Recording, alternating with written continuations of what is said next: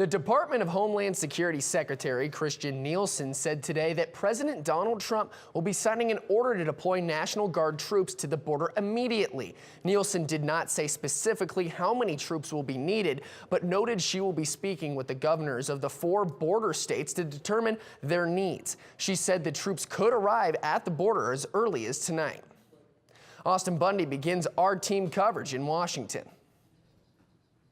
While there are not many details available this evening, the White House has committed to moving forward as quickly as possible. Secretary of Homeland Security Kirstjen Nielsen said in a briefing this afternoon that state governors will get all the help they will need.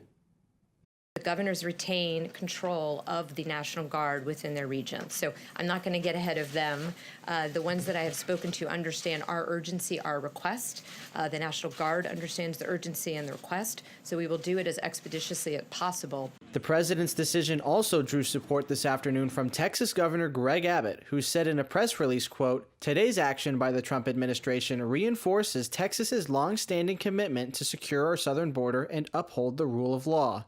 The military cannot physically intervene with illegal immigrant apprehensions, but can act in a supporting role.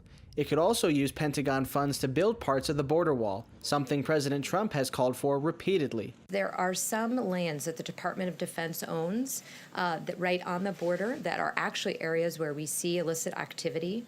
As part of what DoD does every day in terms of force protection, we're looking into options for the military to build wall on military installations on the border.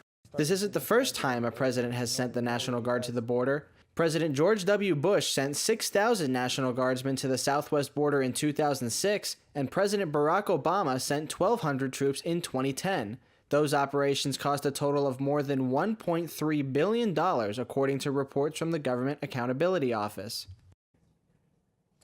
While Governor Ducey welcomes the move, other state officials have been mixed. Border sheriffs told us yesterday that they're waiting for the details, while reaction from the state's congressional delegation ranged from perfect sense to part of the president's reign of terror. Live in Washington, Austen Bundy, Cronkite News.